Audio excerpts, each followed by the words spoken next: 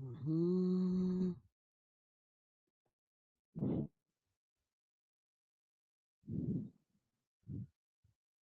Hello, hello. Mhm.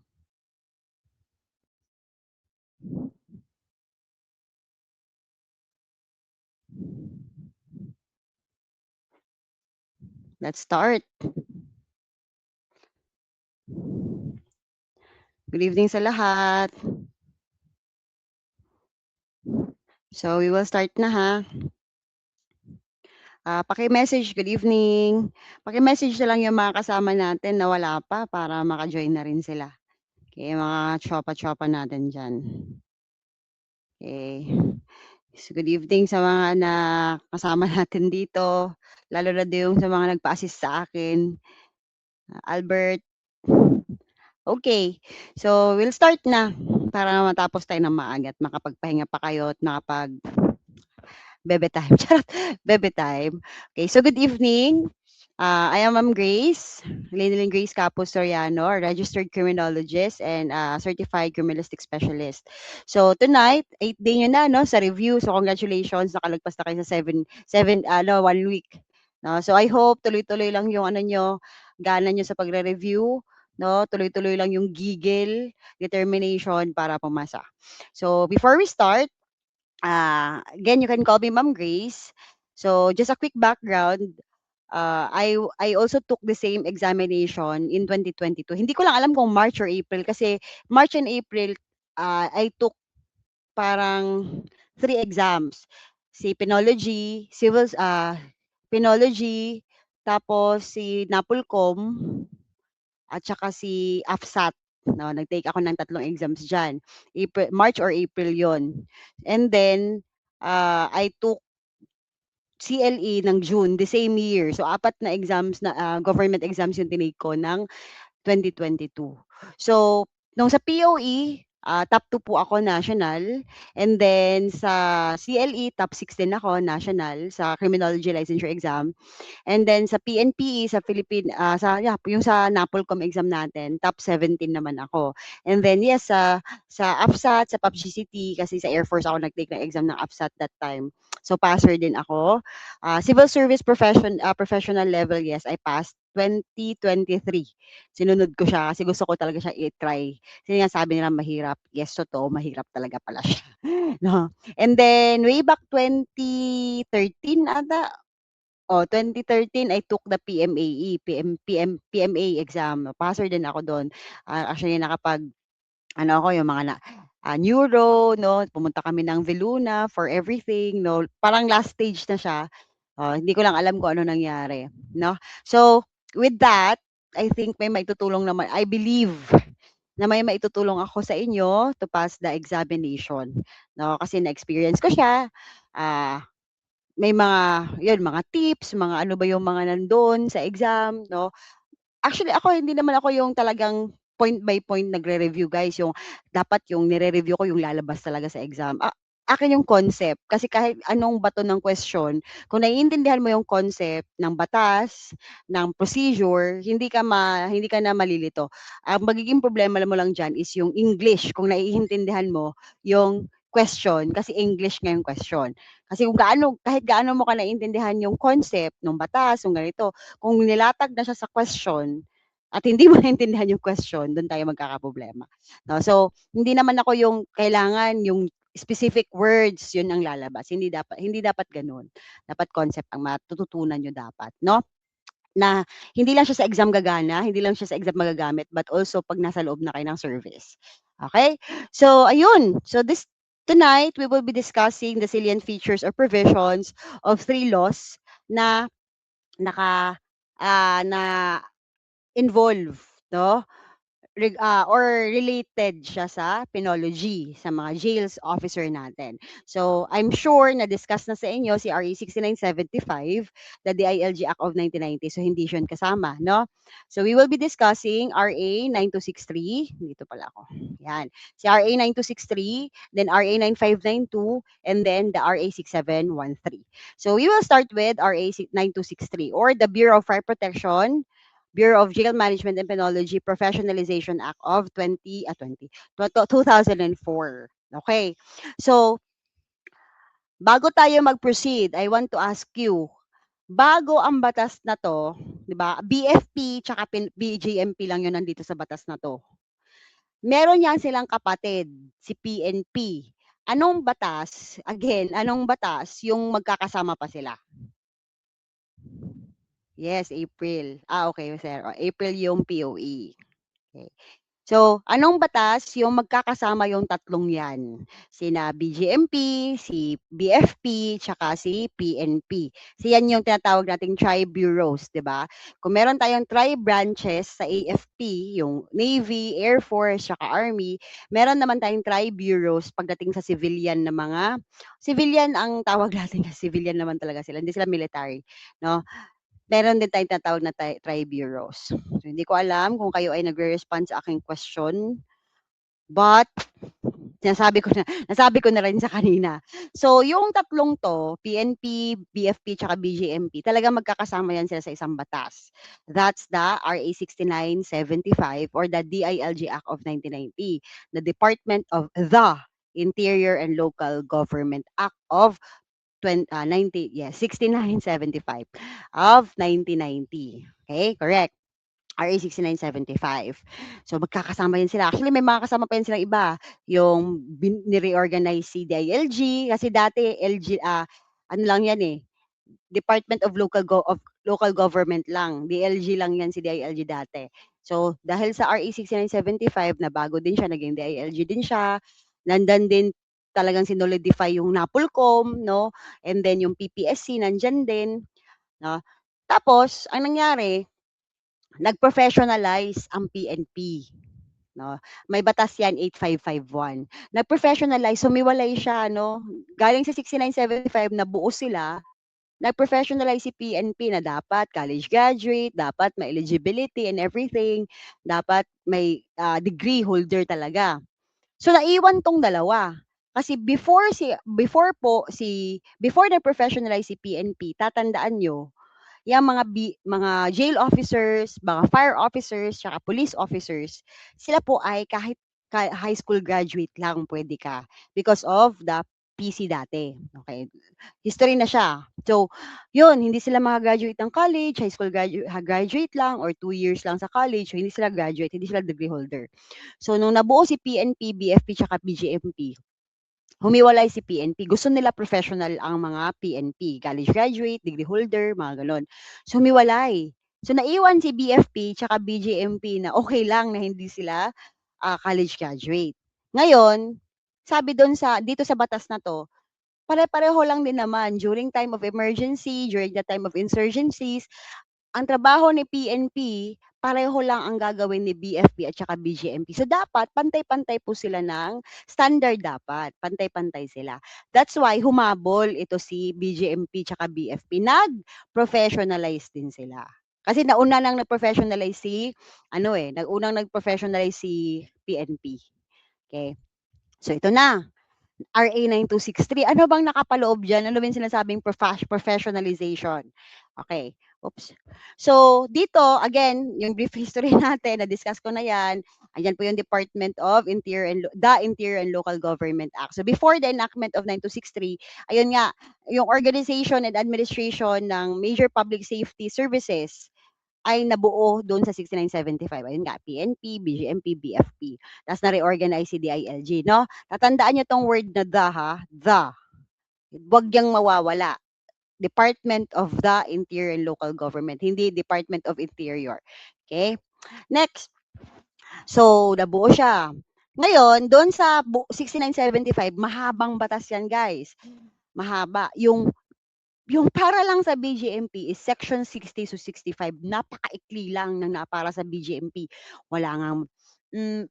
Wala masyado, walang qualification. Sinabi lang, ang qualification, katulad lang din ng qualification ng PNP. Lahat ng para sa PNP, parang sinasabi niya lang doon na pareho sila, ganun. Sobrang ikli, 60 to 65 lang. Sections 60 to 65 lang po ang BGMP doon. Okay? So, doon sa 6975, si BFP, para siya sa fire prevention and fire suppression, si BGMP siyempre sa administration and management of jails, district, city, and municipal jails. Yun yung goal, ayun yung pinakatrabaho ni BGMP. Yun yung nakalagay mismo sa RA 6975. Pero may mga kulang, no? Hindi sila professionalized, no? Kahit hindi college graduate, okay lang. Walang qualification requirements masyado, no? Hindi siya gano'n kahigpit. Minimum qualification lang kasi yan eh, minimum qualification.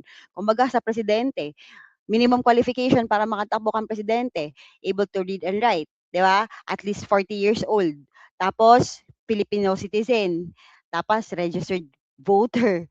Gano'n lang, 'di ba? Tapos dapat 10 years kang nakatira sa Philippines. That's the minimum qualification, bawal mong dagdagan, okay? 'Yun lang, kung anong nakalagay sa batas, 'yun lang. Okay, so inadequate yung qualification nila. Tapos weak career developments. Bakit? Wala pong promotion system, walang attrition system, no? Yung retirement pa, pareho lang din siya sa PNP. Tapos limited training opportunities at wala masyadong organizational and personal wala masyadong organizational structure yung BJMP. Nakalagay lang, establish kayo ng municipal jail, city jail, and district city jail. Ganun lang. Napakasimple lang ng provisions ng RA 6975 pagdating sa BGMP. Okay? So that's why kinailangan na gumawa ng isa pang batas to amend RA 6975.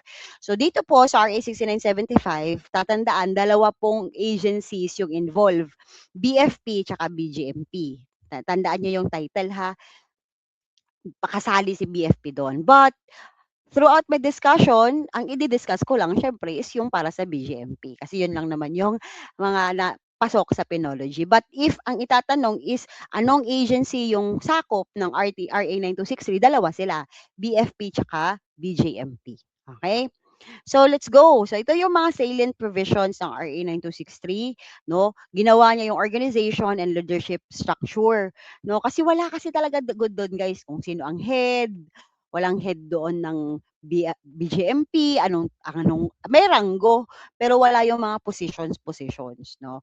Sino ang pinakamataas, sino ang second officer in command, ganon. So, kinure siya, no, or inayos siya ng RA 9263. Yun, professionalization, mga minimum qualification, educational requirement, lateral entry. O sige, i-discuss ko yan lahat, no? Okay. So, yung organization and leadership structure, dito po sa RA 9263, Section 3, inayos yung sinasabi natin kaninang wala, no, sa RA 6975. So, sinabi niya doon, ito muna ay mga, ano to ha, key positions lang to ha. So, ang head ng BGMP tsaka BFP, but BGMP lang ang, focus natin. Head po, it is headed by a chief. So, chief of the BGMP or chief of the jail bureau. Siya yung pinakamataas na posisyon sa buong Pilipinas pagdating sa BGMP. Pinakamataas na posisyon. Okay? So, kumbaga, siya yung president. Okay, kumbaga, posisyon kasi, posisyon. Okay, siya yung nakalagay doon sa, kung pupunta ka sa mesa niya, nakalagay doon, Mr. Rango, tas pangalan niya, tas sa baba, Chief of Bureau of Jail Management and Penology, ganon, Chief, BGMP Chief, okay? So, siyempre lang mataas. And then, may dalawa siyang assistant, no? May dalawang deputy chief. Deputy, parang vice. Pag sinabi nating deputy, vice chief, no? Pero deputy chief yung tawag. Merong isa na deputy chief for administration, may isa for operation. So, dalawa sila. Lahat po yan sila should be appointed by the President, recommended by the Secretary of the DILG or yung ating SILG, Secretary of the Interior and Local Government. Sino na ang Secretary ng DILG ngayon? Pwedeng lumabas yan. No? But hopefully hindi kasi kabago-bago lang. Sino nga yung bagong secretary? Before is si John Vic Remulla. Di ba pinalitan na siya? Limutan ko.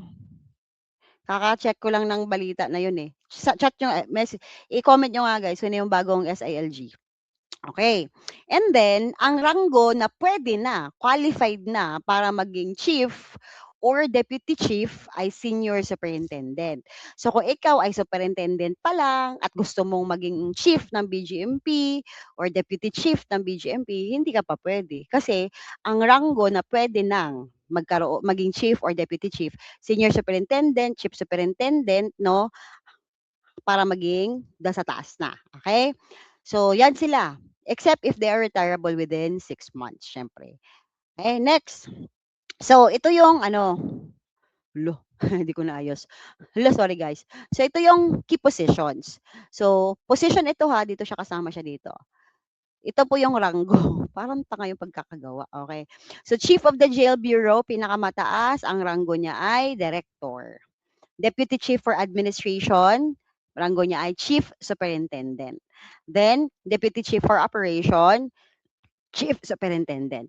Tatandaan niyo 'di ba may dalawang deputies, parang dalawang vice, 'di ba? May dalawang vice. Pag tinanong kayo sino ang mas mataas or sino ang second officer in command, si admin. Okay? First officer in command, si chief. Second officer in command, deputy chief for admin. Third officer in command is si operation. Then fourth is the chief of the directorial staff. Bali ito, sila ang mga directors, directors for logistics, directors for records, marami yan sila. Ang pinaka head nila or ang pinaka boss nila is ito si chief of the directorial staff. Hawak niya yung mga directors. Tapos hawak siya nung nasa taas. Okay? So, chief superintendent. Tatandaan, isang director, tatlong chief superintendent yung nasa taas. Okay? And then, yung directors of directorates, senior superintendent, mga regional directors ay senior superintendents din. Mabilis pa masyado? Let me know para bagalan ko. Mabilis kasi talaga ako magsalita. Okay? Next. Okay, punta tayo sa professionalization. Sa professionalization, dito muna tayo, no? May dinagdag kasi diyan. Sa 6975 kasi, wala naman eh. Wala masyadong before pala si 6975, wala masyadong mga requirements. Kasi ngayon nga, college graduate, high school graduate, 2 years in college, pwede na. Okay, so ito po yung requirements para kung gusto nyo pumasok ng BGMP, check nyo na to ngayon kung meron kayo nito. Okay? Number 1, you are a citizen of the Republic of the Philippines or you are a Filipino citizen. Baka may mga Amerikano dyan, mga hindi Pinoy, pero mga unggoy. Na, so, citizen of the Republic of the Philippines. So, sila po, number 1 po yan na requirement. Okay? Number 2, a person of good moral character. So, dito po, yung sa citizen of the Republic of the Philippines, madalas dyan, yan po yung mga birth certificate nyo. 'Di ba? Nire-require to check if talagang Pinoy kayo. Good moral character, syempre, yung galing sa college nyo, galing sa barangay nyo, galing kung saan saang office, no? Just to confirm kung may good moral character kayo. Next, must have passed the psychiatric, psychological, drug, and physical test for the purpose of determining his or her physical and mental health. So, dyan po papasok yung physical and mental health. So lahat, i-check po yan. No? Kailangan pumasa kayo dyan. Sa neuro, yung tinatawag, sikat siya, yung psychiatric and psychological, sikat sa tawag na neuro exam. Okay? Next, must possess a baccalaureate degree from recognized institution of learning. So, hindi nire-require ang specific na hindi nire-require ang specific na course or program matapos nyo or degree as long as a baccalaureate degree yan. No, 4 years, pwede 5 years, 6 years, pwede din. No, dentistry kasi 6 years. Engineering, that's 5 years. Diba? So, pwede yan. Yeah, criminology, education, nursing, mga ganyang courses. Must possess appropriate civil service eligibility. So this one, yung iti-take nyo na POE, pag pumasa po kayo dyan, magkakaroon po kayo ng civil service eligibility. Yan po ay second level. Kumbaga, for technical na mga ano na siya, trabaho. Kasi may first level civil service eligibility, may second level. Mas mabigat ang second level. Okay? So, mga second level natin, board exam, bar exam, ito si POE, yan, PNPE, Civil Service Professional Level, FOE, yan. Sila po ay mga second level eligibility. Yung sub-prof ng civil service, first level lang yan siya. Parang mga admin lang, administrative aid, no, hindi ganun ka-technical yung trabaho. Okay, next, must not have been dishonorably discharged of this or dismissed for cause from previous employment. So, kailangan hindi kayo na-dismiss or na-discharge from your previous employment because of mga kasalanan. Okay? And you should not be convicted by final judgment. Wala kayong kaso na may may parusa na or meron ng conviction. Okay? Basta, ang kaso na yan ay involving moral turpitude. Yung sobrang sama talaga na case. Okay, next, height. So, this one has been updated naman na, no? But doon sa RRA 9263, ang height po is must be at least 1 meter and 62 centimeters sa lalaki or 1.62 meters or 5'4" yan siya, 'di ba? 5'4" siya sa height ng lalaki. Then sa babae is 1 meter and 57 centimeters or 5'2". So, ang maganda na-amend na po yan siya ni RA 11549, no? Naging 5'2" sa lalaki, naging 5 flat na sa babae. Okay, next, sa timbang, weight. So, dapat hindi ka mas mabigat or mas magaan ng 5 kilo sa standard na timbang. So, for example, ako dapat, according to my BMI, because of my height, my age, and my sex, no? 2 times a day, charot, 3 times a day. Hindi, kumbaga gender, no? Sex yung kung ano ka talaga pagkapanganak. So, according to your height, age, and sex, no, height, age, and sex, 50 kilograms ka dapat. So, para ikaw po ay makapasok dyan sa more or less than 5 kilograms, hindi ka dapat 56 kilos or hindi ka dapat 44 kilos pababa. 45 to 55 pwede. Kasi kung 50 talaga yung dapat para sa'yo, 5 less or 5 more, it's okay. But below 45, tama, and mas mabigat sa 55, hindi na pwede. Papayat ka muna. At madalas guys, ang ginagawa, yan na yung pinakaunang screening. Sa sobrang dami nga naman kasing nag-a-apply, kailangan nilang bawasan yung tao agad. So, kung bawat 1,000 lang yung kailangan nila, nag-apply 5,000. Diyan agad-agad. Kung makita nila na hindi ka pumasok diyan sa not more or less than 5 kilograms, papayat ka muna. At least nabawasan na yung 5,000, 'di ba? O halimbawa dahil sa timbang nakabawas tayo ng 1.5, may 3.5 pa, 1,000 lang yung kailangan. Ayun, papasok na naman tayo dun sa mga height, no, sa age, sa educational requirement, no. Hanggang sa lahat na pasado na dito sa minimum qualification, do'n na magkakaroon ng labanan pagdating sa eligibility, sa rating, diyan na maglalaban-laban 'yan lahat, okay? So, 'pag kayo mag-a-apply, pagkatapos niyo mag-exam, actually kailangan magpapayat na kayo or magpataba na kayo kung payat kayo. Para dito pa lang, hindi na kayo baka dito pa lang tanggalin na kayo agad, no? So, disiplina. Wow, talking about disiplina ni Ma'am Grace. Okay, provided dito sa edad. So very important yung edad. Applicants must be less than 20, Must be less than no. Not be. Must not be less than 21 nor more than 30. So kailangan yung edad mo hindi bababa sa 21, not less than. Bakit walang not yan? Must be less than. Hindi sobrang bata mo nun, no? Must not be less than. Kaya ayusin ko na lang yan mamaya. 21 nor or hindi din more than 30 years of age. Okay.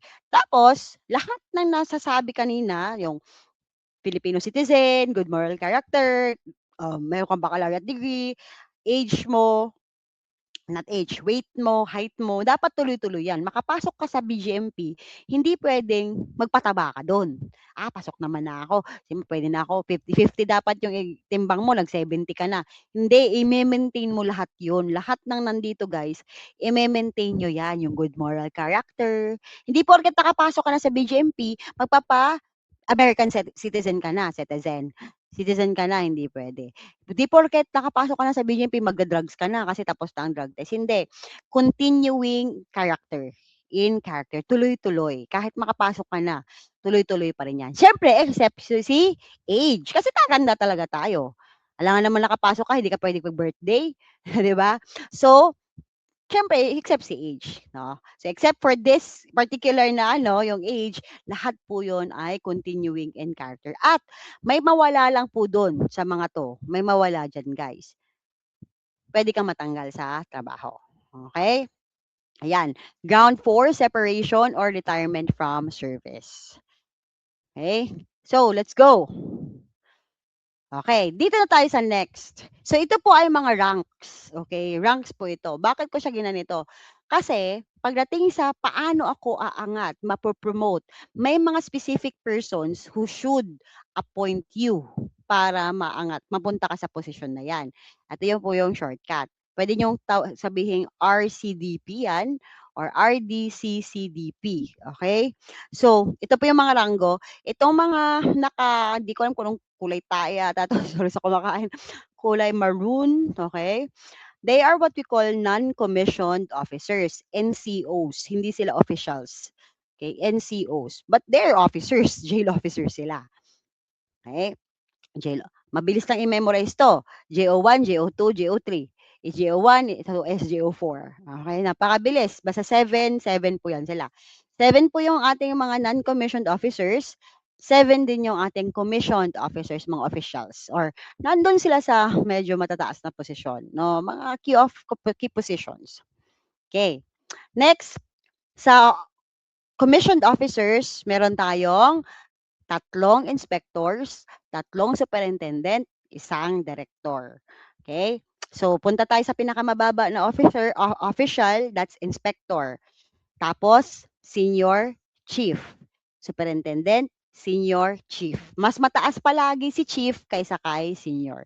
Nasa bottom si senior. Tapos on top si chief. Hoy! Okay. So, inspector, senior inspector, chief inspector. Punta ka kay superintendent, superintendent, senior superintendent, chief superintendent, and then director. O, 'di ba? Memorize mo na ang ating mga ranggo. mga ranggo. Okay. So, may nabasa ako sa GC kahapon 'no, ay kanina ata yun.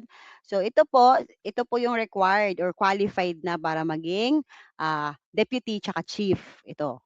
Puwedeng chief ka, pumunta kang magdi-director ka puwede, pero ito yung ito yung minimum na rank, okey. Now let's go. Anong sinasabi mo ma'am, RDCDP? Okay. So ito mga nasa non-commissioned, para maging ma-appoint sila for that position or for that rank, kailangan po may mag-a-appoint. So, eto siya. Kung itong mga taong 'to ay nasa regional offices, ang mag-a-appoint sa kanila ay si RD. Sige, pakita ko na sa inyo. Okay, so again, para ma-appoint ka po dun sa mga ranks na yon, kailangan may specific rank ka, except si JO1 kasi sa civilian ka talagang hindi ka pa naman pasok sa BGMP do'n. Pero 'pag paangat ka na gano'n, kailangan may specific rank kang hawak. Then the appointing authority and the Civil Service Commission attestation or endorsement. Uy, Diyos ko po, ano nangyari dito? Wait lang. Wait lang guys, naputol yung ano ko. Ha? Wait lang ha. Crap. Bakit ganito? Ha? Hindi ko siya ma-crop guys. What happened? What happen? Dito na lang ako sa dito na lang ako guys sa ano, Canva. Wow, may Canva si ma'am. Yeah, may Canva ako. Ay, dito na lang tayo sa Canva guys kasi hindi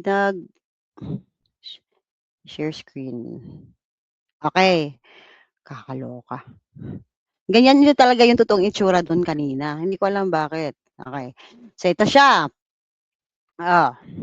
So may rank tayo JO1 to SJO4, inspector to superintendent, senior superintendent, tapos chief superintendent to director.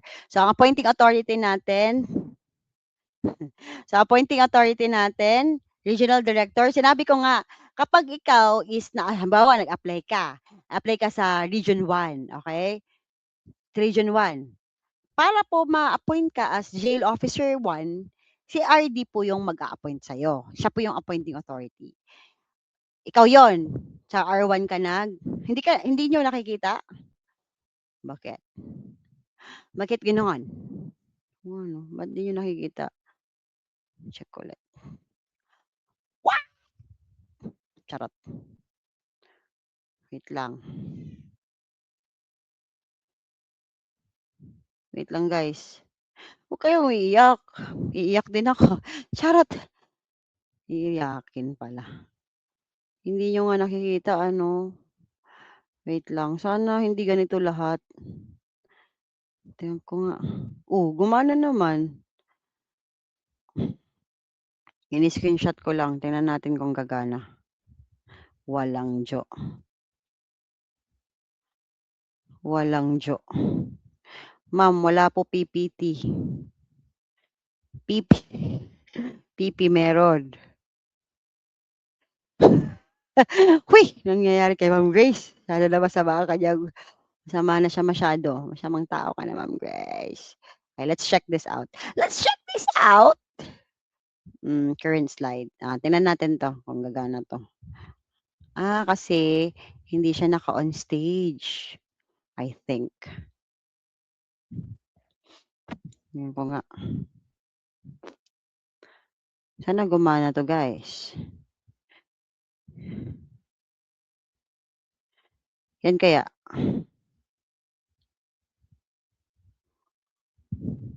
Oh, gapo.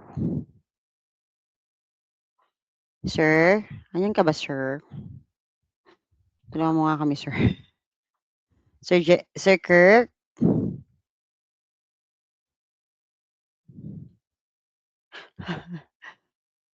Hindi niyo pala nakikita. Tinanggal ko kasi sa ano, guys. Huwag kayong pumikit. Charot. Sir Kirk, andiyan po kayo, sir? Palagay naman sa stage 'to, sir. Sir. How can I do that? Naka-share ako guys, kaso parang hindi siya naka-share sa live. Paano umiyak? Sir! Hello! Wait lang.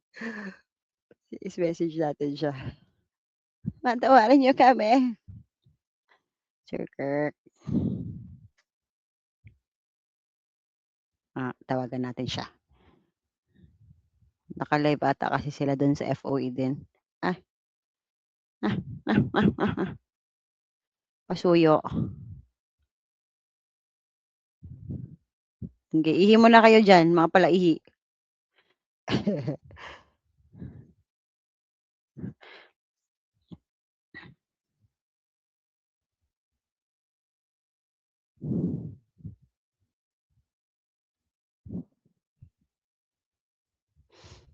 Mwah, mwah, mwah, mwah.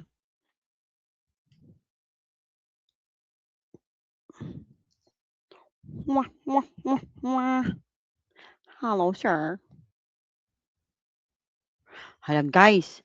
Sir, pasuyo ako doon sa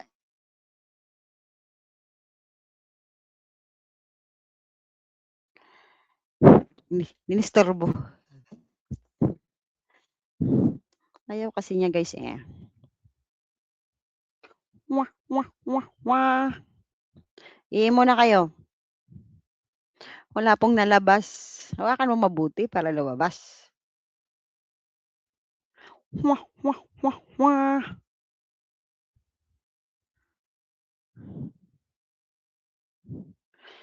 Wait lang guys, antayin natin Sir Kirk. Okay na po, ma'am. Okay, sir. Thank you po.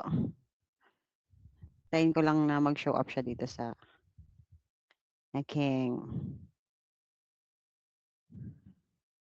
ayun. Ay, naka-share screen naman. Wait lang. Okay na guys. Paki-confirm nga ang mga bagay-bagay guys.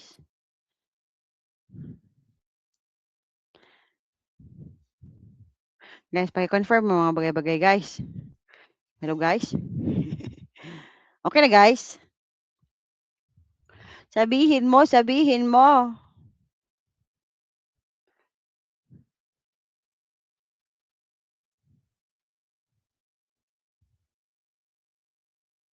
Oh. Nade-delay yung aking live. Hmm. Okey na, okey, good job. Okey, good job, blow job. Okey, okey. Oh, hinawakan naman pala mabuti, lang lumabas na siya. Kasi maayos yung pagkakahawak. Okey. So, again, meron tayong mga non-commissioned officers, depende kung saan ka nag-apply at saan ka po ma-appoint. Kung ako, nag-apply ako sa NCR, so hindi siya region pa rin naman si NCR, pero halimbawa sa Metro Manila. So ako po ay nasa national headquarters. Halimbawa sa national headquarters ako na-assign. Ang mag-a-appoint sa akin, si chief, yung pinakamataas. Okay? Sana all. Okay, so the regional director 'pag sa region ka, JO1 ka hanggang SJO4 ka na-assign ka sa region, si regional director ang mag-a-appoint. Kapag sa national headquarters ka na-assign, then sa chief of the jail bureau. Okay, walang recommendation. Tapos siyempre, it will be attested by the Civil Service Commission. Magkakaroon lang naman ng pagbabago diyan guys pagdating sa chief superintendent tsaka kay director. The rest, pag civil service, attestation lang. Ngayon, pagdating natin sa unang apat na commissioned officers, COs, inspector to superintendent. So, kasama na dyan si inspector, senior inspector, chief inspector, tsaka chief superintendent. So, ang mag-a-appoint sa kanila is si chief of the jail bureau. Tatandaan yung head ng BGMP. So, they will be recommended by their immediate superior. So, kung sino po yung boss nila, ire-recommend po na ito po mga to ay dapat na po silang promote. Okay? So, yun. Next, senior superintendent. Nag-iisa lang siya, kawawa siya. Parang ikaw, pag iniwan ka ng jowa mo. Nag-iisa ka lang sa mundo. Okay? So, dito po, si senior superintendent, ang mag-a-appoint sa kanya ay si SILG. Si SILG. Okay? Then, he will be recommended by the chief of the jail bureau. I don't think may kailangan nyo naman i-memorize yung mga attestation, recommendation, no? So, the rest, si chief, superintendent, at saka si director, syempre, dahil mataas na yan, President of the Philippines na, and he will be recommended by the DILG Secretary. Okay, so kakita nyo guys, ang nag-appoint dito, siya ang nag-recommend dito sa sunod. Ang nag-appoint dito, siya ang nag-recommend dito. Sino i-recommend ni President? Oh, wow. Wala. Okay, so, ayun siya. Okay? Mas natatandaan yan. Ang palatandaan natin ulit, RDC, CS, uh, DP, kasi DILG Secretary kasi yung nilagay ko dito sa ating shortcut. Okay? So, yan. Bahala kayo sa buhay niyo kung charot. Bahala kayo sa buhay niyo, pinabayaan. Bahala kayo sa buhay niyo kung paano niya i-memorize. Basta ako, pwede ko yang ganitohin. Okay? Si RD, Chief, DILG Secretary, tsaka President. Okay? Then, make sure alam niyo po yung lowest rank tsaka highest rank. Okay? Okay. Yes. Yan nga. Lowest rank, highest rank. Dali lang naman yun. Okay? Or lowest rank sa commissioned officer. Ganon, mga ganon. Okay, next. Appointed to the rank of jail inspector sa lateral entry. Alam niyo ba yung lateral entry? Lateral entry, hindi siya lateral exit. Lateral entry, yung makakapasok ka, sana all makapasok. Okay? Makakapasok ka nang hindi ka dumadaan sa lowest rank. Okay? So, ano ka na agad? Nandun ka na agad sa uh, commissioned officers ka na agad. So, appointed to the rank of jail inspector shall include all those with specialized and technical qualification. So, hindi porket nag-apply ka for that lateral, pasok ka na. Kasi kailangan po ng specialized at technical qualification. Okay? Kumbaga, halimbawa, ang kailangan nila doon is doktor. Okay? Siyempre, pwede kang pumasok doon as doctor. Hindi ka nadadaan as JO1, JO2, di ba? Or kailangan nila doon ng psychologist. So, pwede hindi ka na dumaan as JO1, as JO2. But, tatandaan nyo, huwag kayong umasa. Ba, may graduate dyan ng social worker or psychologist, teacher, nurses, dentist, engineer. Huwag kayong umasa. Ano? Kasi, minsan, yung mga yan, puno na yan ngayon, yung mga ranks na yan. So, Kung kakailanganin lang nila ng may bakante, saka lang sila kukuha ulit ng for lateral entry. Okay? So, social workers, very important kasi yan. Kasi guys, siyempre BGMP yan, kailangan nilang tutulong doon sa mga PDLs, so person deprived of liberty, para magbago, para maintindihan yung mga sarili nila, para yung behavior nila, no? Psychologist, yan sa behavior yan. Teacher sa pagtuturo, no, lalong-lalo para magkaroon sila ng laban sa buhay pag sila ay lumabas na ng kulungan.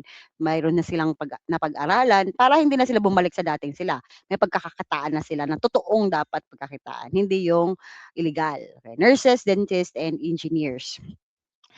So, tatandaan niyo mga 'to, jail inspector. So, ang pinakamababa na ranggo na puwede mong makuha kapag nag-lateral entry ka at pasok naman lahat ang qualification is jail inspector.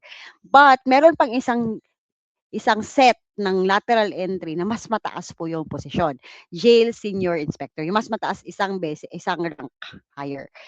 Yan po yung mga Doctor of Medicine, Philippine Bar members, tsaka chaplains. So, Doctor of Medicine, yung doktor talaga sa medisina, ha?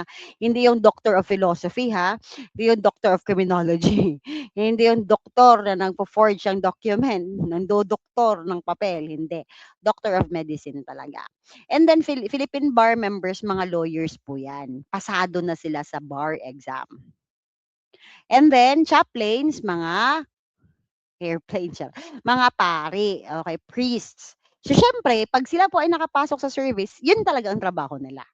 For their particular technical service. Hindi puwedeng Doctor of Medicine ka, naging senior inspector ka, tapos ikaw po ay magbabantay ng kulungan, hindi. Ang trabaho mo talaga sa BJMP is yun, yun talaga, magiging doktor ka. Actually, just minsan libre pa yung pagpapari. Guys, tandaan niyo libre ang ang alam ko libre ang pagpapari. Sige na, lipat na kayo, charot. Das mga graduate ng PNPA, which I believe magbabago na ito kasi nagkakaroon na po ng isang academy na for the BGMP and for fire officers din. So baka magbago na to. But for the sake of exam, mga graduate ng PNPA, ang initial rank po nila pagka-graduate po nila ng PNPA ay jail inspector. So inspector sila. Officers na sila agad. Officials na sila agad.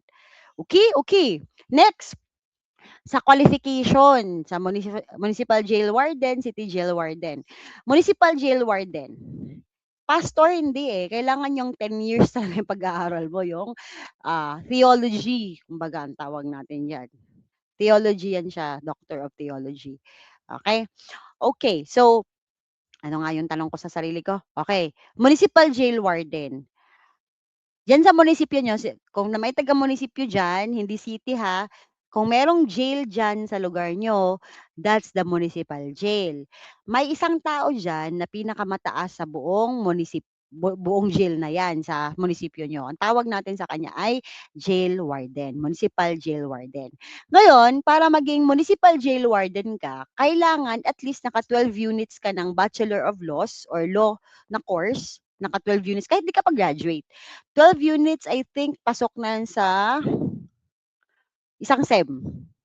I think, isang SEM na, isang SEM na paglulu mo, 12 units na yan. I believe so, ha? Si City Jail or master's degree. Oh, ganun din sa master's. I'm not sure sa master's. Sa master's parang 12 units o 1 SEM, ganun. 1 SEM. So, basta ang kinuha mo na degree ay public administration, management, engineering, public safety, criminology, or other related disciplines. Okay? Pag city jail, kung ikaw ay taga Dagupan City, Davao City, Cebu City, ano ba ang ibang city sa buhay natin? Yang mga city na yan, no, kung may jail dyan, city jail ang tawag natin. May head dyan. Ang tawag natin sa head dyan sa jail na yan ay city jail warden.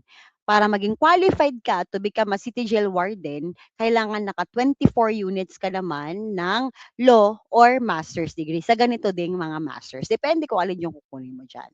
Okay? Next.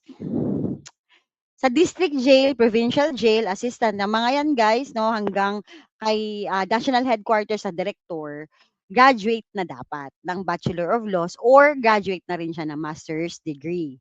So yan din po yung mga courses, no, mga programs na dapat na-graduate mo na. Management, public administration, public safety, criminology, sociology, national security, administration, defense studies, or other discipline. Basta tatandaan nyo lang yung parang para sa BGMP na trabaho, 'yan. Pasok diyan yung mga courses na 'yan. 'Yan, huwag niyo masyadong i-stressin yung sarili niyo diyan, okey? Ito na yung binago ko ata siya. Pagdating natin kay Director of Directorate pala yung nasabi ko kanina. Pagdating natin kay Deputy Chief at saka kay Chief mismo, yung tatlong nasa taas, yung first officer in command, second officer in command, third officer in command, and fourth officer, 4 pala sila, fourth officer in command, kailangan ang rango ay senior superintendent. So, ito yung sinasabi kagabi, no, ang qualified na grade na rank na pwede ka ng umangat or magpa-appoint for higher rank, kailangan so senior superintendent ka na, member ka ng Philippine Bar, ibig sabihin lawyer ka, pasado ka na sa bar, or holder ka ng master's degree. Chief of the Jail Bureau, ganun din, Philippine Bar or holder of master's degree. Ganito po yung mga courses na dapat na-graduatean mo.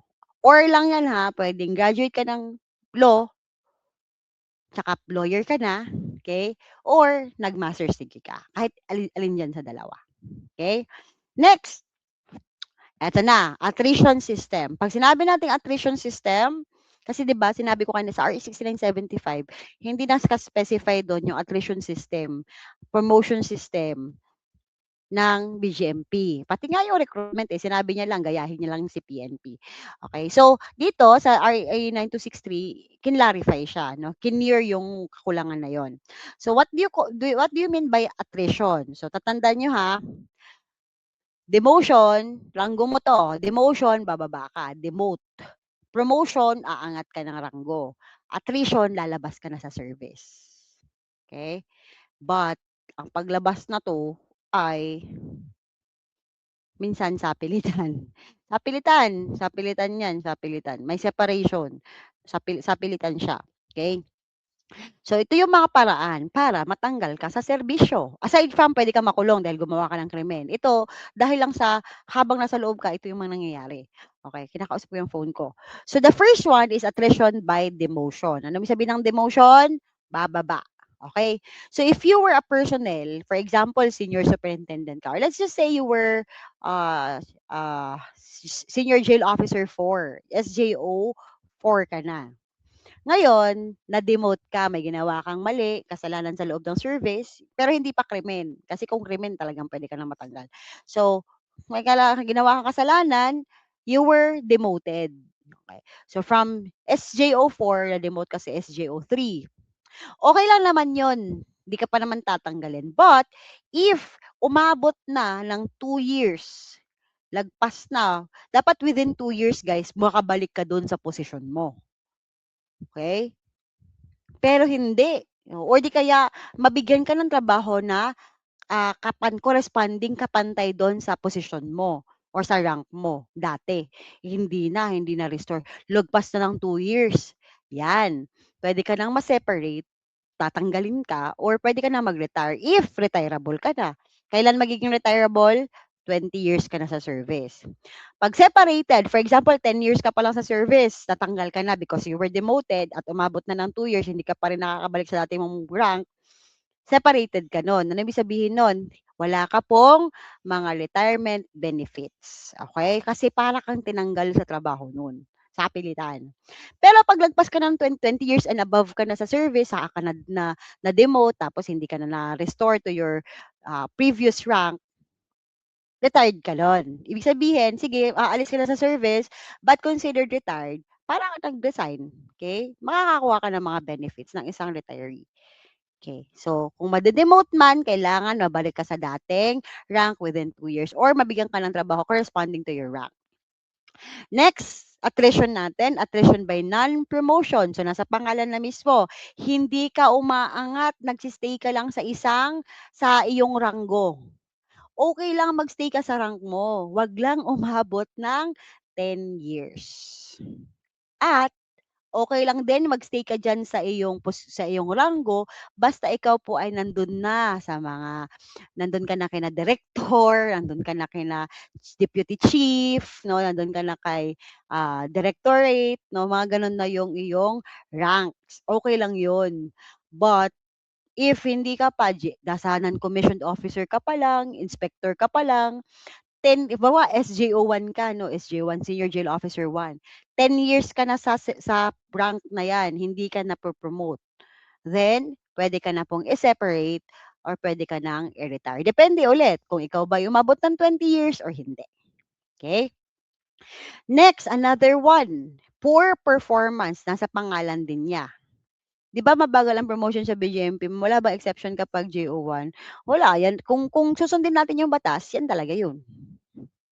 And I don't think meron namang hindi naman siguro mabagal ang ano guys, siguro mabagal ang ranking, promotion, kaya madalas ang ginagawa ng iba habang nagja-jail officer sila, nag-aaral sila para makapagpa-lateral or di kaya makahanap na maging mas maganda yung magiging credentials. Kasi ako may kilala akong jail officer, naglo-law siya, eh. May mga kilala akong jail officers nagpa-masters, gano'n. But I don't think may exception kasi ganito din naman sa PNP. Okay? So, demotion, non-promotion. Yung demotion, binaba ka, hindi ka nakabalik. Non-promotion, hindi ka na umaangat. Umabot na ng more than 10 years na. Hindi ka pa rin napo-promote. Okay? Next, by poor performance. So, nasa pangalan na din, no? May mga rating kasi sila, semestral rating. Every 6 months, may ratings po yan, no, sa trabaho nila. Ngayon, may mga kung ang score mo or ang result ng iyong rating is poor performance, okay lang yun kung isa lang, no? But kung nakadalawang beses ka na nasunod-sunod, poor performance, last semester, poor performance, ngayong semester, poor performance, separated. Okay? Ma'am, paano ma'am kung nag-poor performance ako, the next sem, umokey yung performance ko, tapos naging poor performance ulit, umokey ulit, poor performance ulit. Ayun na yung pangalawa, 3 cumulative semestral rating. Hindi siya sunod-sunod, pero nakatatlo ka na. Hindi man sila sunod-sunod, pero nakatatlo. For example, poor, okay, okay, poor, poor. Okay. Poor, okay, okay, poor, okay, poor. O, nakatatlo ka na na poor. Kahit hindi sila sunod-sunod, but since nakatatlo ka na, cumulative. Pag pinagsama mo sila, tatlo na sila, separated. Yung successive, sunod-sunod talaga. Dalawang sunod-sunod, separated. Okay? Next, attrition by incapacity. So dito sa incapacity, pwedeng nabaliw ka, napilayan ka, nabalian ka, naputulan ka, nab nabaliw sa pag-ibig, whatever. Ask ko lang po, gano'n din po ba sa Bucor? Sa Bucor, sa edad, kaibang-kaiba sa Bucor, hanggang 40 kay Bucor. Sa attrition system nila, parang gano'n din. I'll check later, no? I'll check later. Pero ang alam ko itong POE, pwede nyo pong gamitin sa Bucor 'to. Okay? Next, so physical or mental incapacity, talagang hindi mo na mape-perform yung duties mo because of that incapacity, separated. And then attrition by failure to qualify. Okay, ganito ha. Meron kayong mga required courses 'to na kukunin. May mga ite-take kayong exams or trainings, no? Eh, hindi mo na ipasa, hindi mo nakuha, pwede ka pong mag-separate because of that. Failure to complete required career courses or civil service eligibility. Okay? So, yan po yung mga ways on how to leave the BJMP, okay? Para matanggal ka sa posisyon, sa trabaho. Okay? Demotion, non-promotion, poor performance, incapacity, and failure to qualify. Okay? So, DNPIF. Okay, again, meron tayong tinatawag kaninang separation tsaka retirement. So, dapat kung gusto mong magkaroon ng retirement benefit, no, based sa years lang, no, kailangan umabot ka ng 20 years or more sa service. Para pag umalis ka or kailangan mo lang umalis sa service, ma-enjoy mo yung mga retirement benefits. Yung monthly na pension, mga ganon. Yun yung retirement. Pag separation guys, yan yung mga less than 20 years lang, naka 19 years lang, 18 years lang, kailangan nang umalis because of demotion, non-promotion, poor performance, yan po sila, hindi nila may enjoy yung mga retirement benefits. Okay, next. Klaro ba yon? Klaro. So, demotion and promotion per performance at saka yung ating failure to qualify at incapacity. Next, we go to promotion system. So, sa promotion system naman, ito na yung pag-angat, no? Pag-angat. So, meron tayong rationalized promotion system. Ibig sabihin, hindi dapat dahil kilala ko si ganito, kilala mo si ganyan, no? It should be based on merit. Dapat kung ano talaga yung magandang nagawa, ano yung talagang dahil sa rank, dahil sa trabaho, length of service, yun dapat ang magiging basis para ma-promote ang isang tao. So promotions are based on merit. Kung ano man yung mga awards na nakuha niya, ano yung mga natapos niyang courses, ano yung trainings, schooling, no? And if available, yung rank na gusto niyang mapunta siya doon, sila doon. Okay? Next, ang promotion ay gender fair. So, women personnel must enjoy equal opportunity for promotion as those with uh, kasa kung ano yung mga opportunities na meron, promotion opportunities for the male, meron din dapat yon for female or women. Next, qualification requirement, minimum qualification standard lang naman. Personnel must meet minimum qualification standards and CSC eligibility. Okay, so kung ano lang yung required, no, the training, course, kung ano yung rango mo na required para makaangat ka doon, yan lang naman ang kailangan. Test, same thing dahil continuing in character po yung una natin sinabi, 'di ba?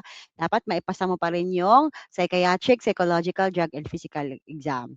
So kahit sa iba namang services guys or sa ibang branches of service or bureaus, ganun naman. Every time magpapaangat ka, magpapromote ka, kailangan maipasa mo yung mga test na yan.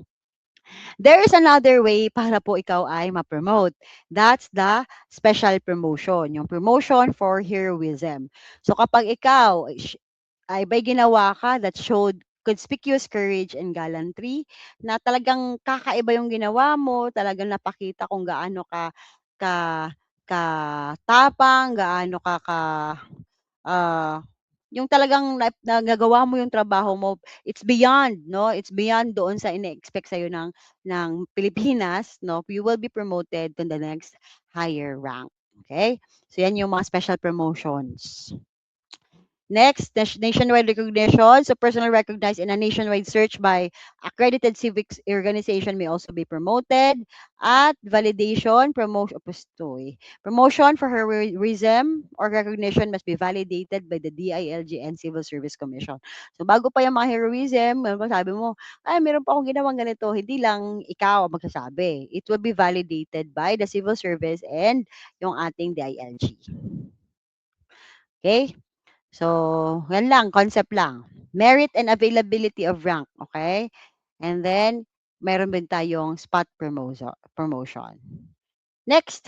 So, standardized base pay. Wow! Sana all. Okay? So, katulad ng Ibong Malaya, ang pag-ibig natin. Charot.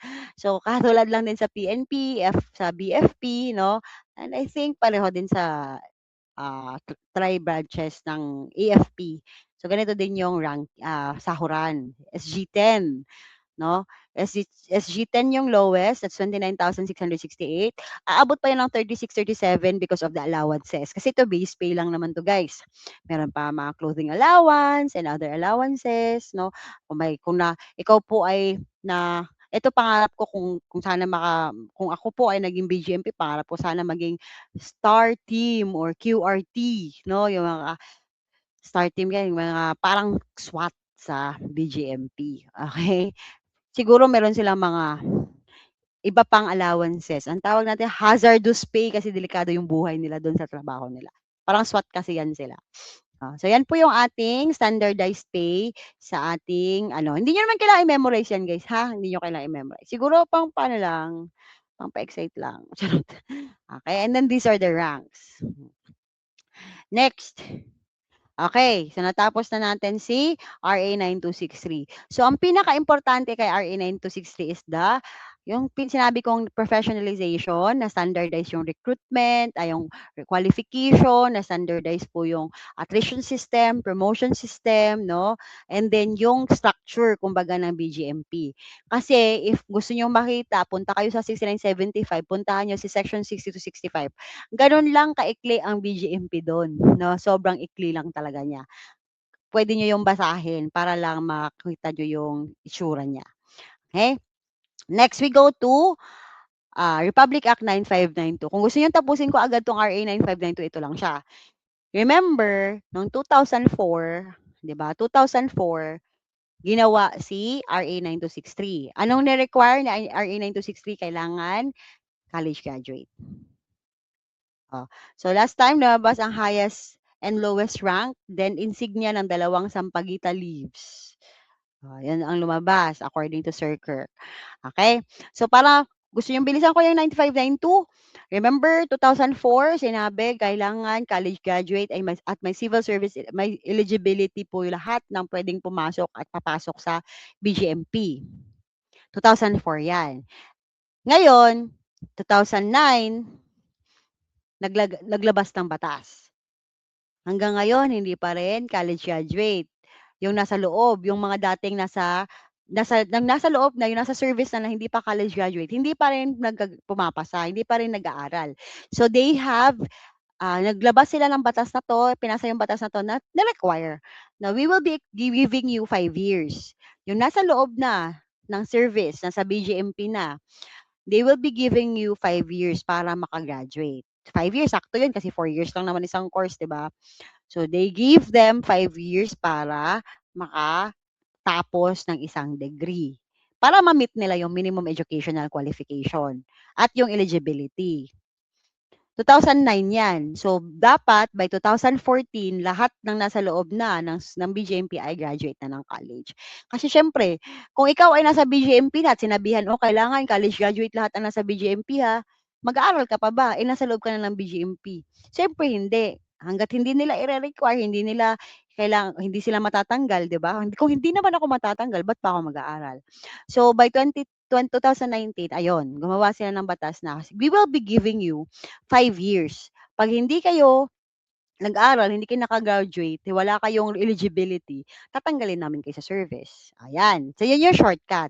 Kasi that's really the law. RA 9592 is extending for 5 years the reglementary period para po mabigyan ng chance yung nasa BFP or BGMP na ituloy yung pag-aaral nila or makagraduate ng college. Okay. So, ano ang magiging kaakibat? Wow!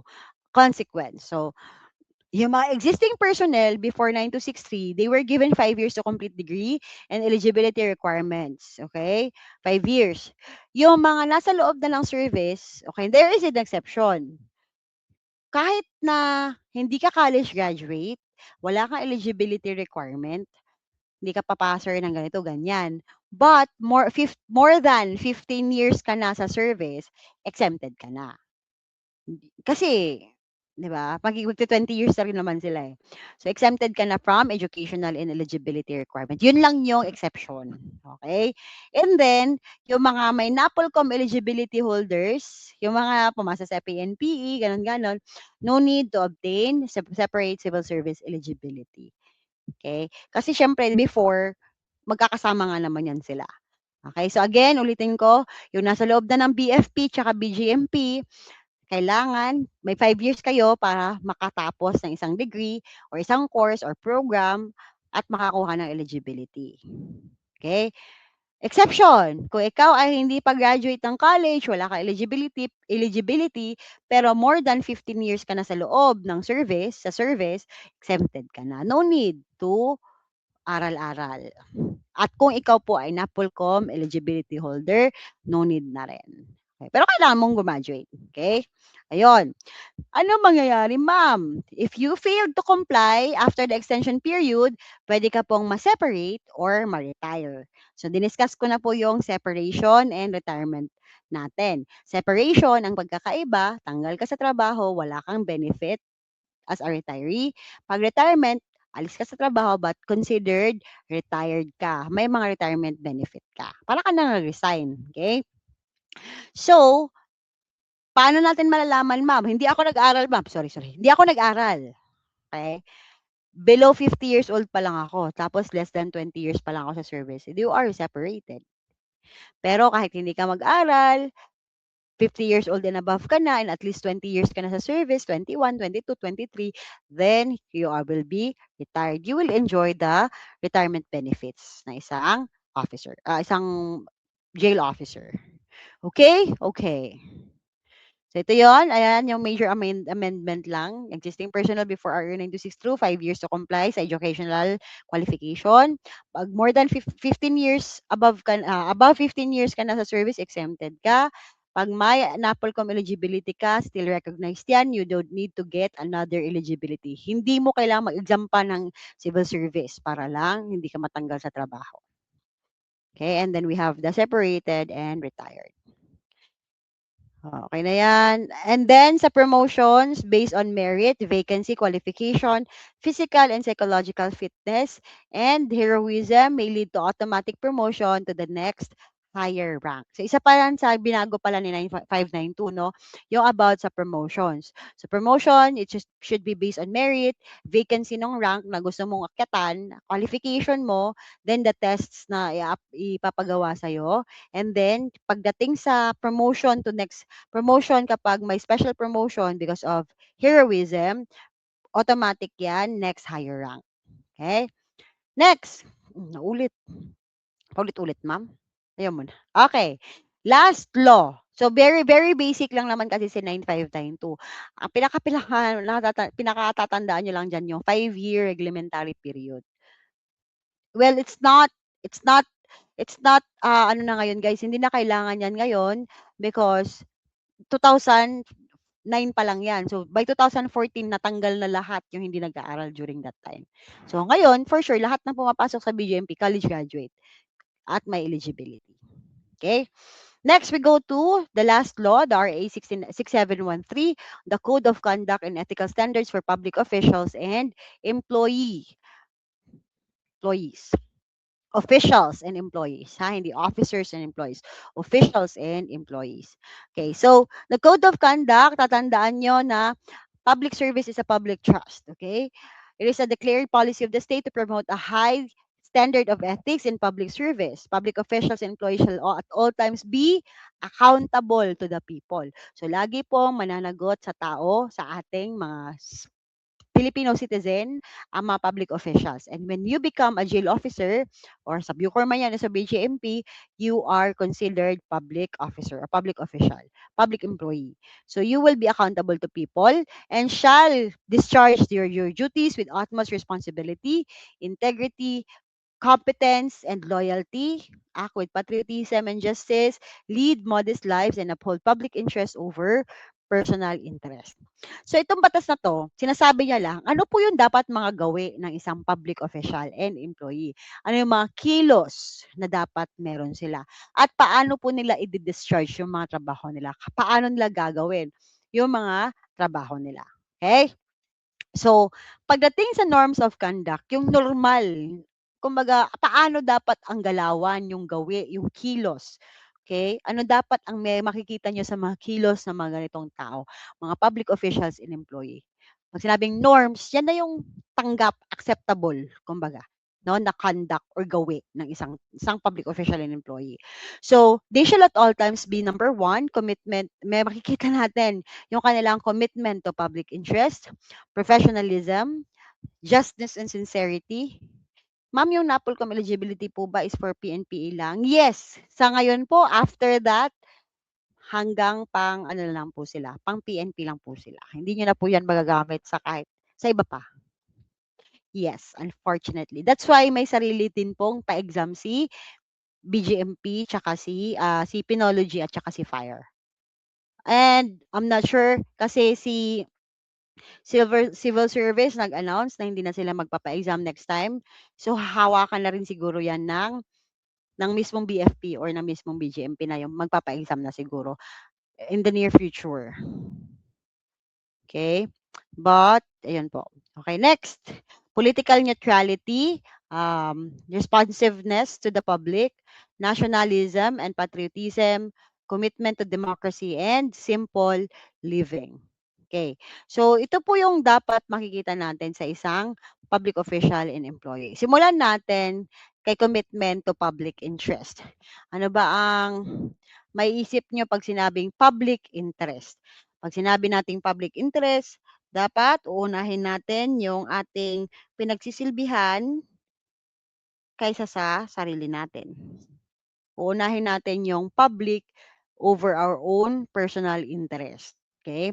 So public officials and employees shall at all times always uphold public interest over and above personal interest. No, lagi yung iisipin, nakabuti ba to sa mga tao, sa Pilipino, sa mga pinagsisilbihan ko, no? All government resources, lalong-lalo na yung mga bagay na binibigay sa inyo because of your duty, because of your trabaho, kailangan gamitin nyo yan ng maayos. Okay?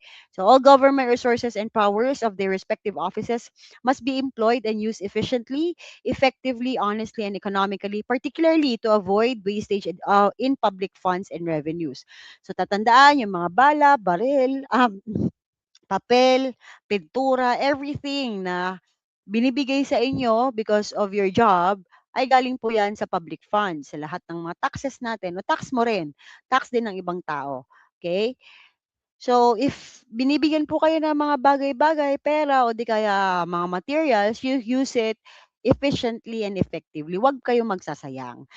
Gamitin niyo ng maayos nang hindi po nasasayang yung mga bagay-bagay because again, galing po yan sa public funds, okay?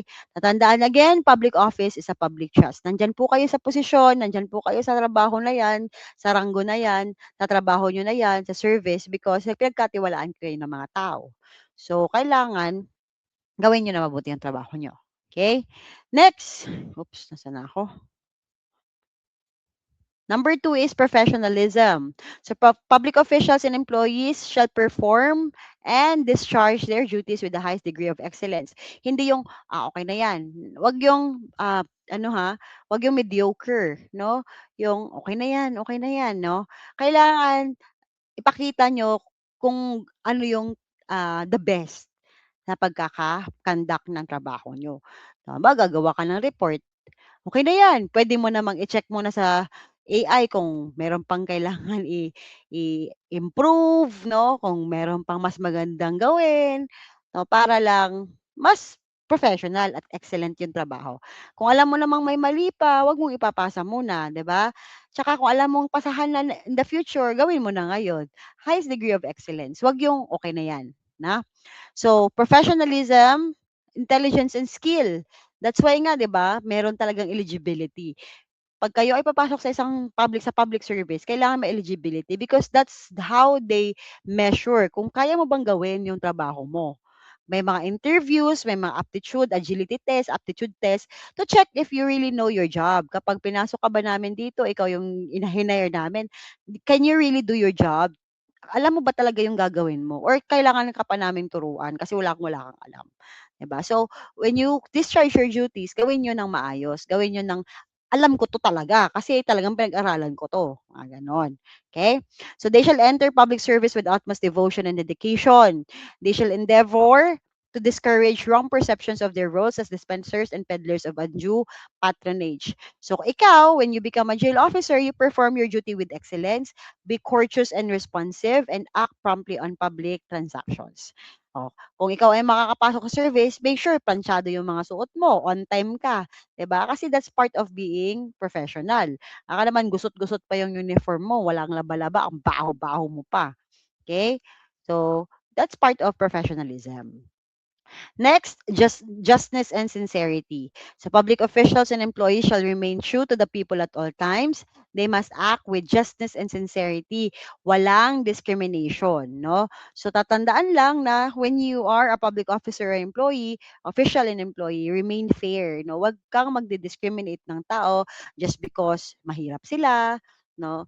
Okay lang yung pangit. Charot. No. Mahirap sila, pangit sila, huwag kang magdi-discriminate, 'no? Respect the rights of others. Ibig sabihin, ibigay mo yung mga karapatan nila. Huwag mong aapak-apakan yung mga rights nila. Okay? Also, you shall not dispense or extend undue favors. Maging just, maging sincere. No, dapat ibigay mo sa tao yung mga deserve nila. So kung hindi naman niya deserve ng itrato siya ng ganyan, wag mo siya itatrato ng ganyan, both negative or positive. So kung yung taong yan, ah, hindi naman siya dapat ma-hire kasi wala naman siyang eligibility kaso kapatid mo siya or ano kaanak mo siya, hindi niya deserve yun eh. You are not being unjust ka, no? Or yung isang tao, deserve niya 'to, no? Hindi mo binibigay. Oh, you are being unjust. Okay, so same thing, do not extend undue favors on the account of their office, of their to their relatives, whether by consanguinity or affinity. So ito daw yung tinatawag nating nepotism, ano, yung dahil kaanak mo 'tong mga 'to, sila yung uunahin mo. No, okay?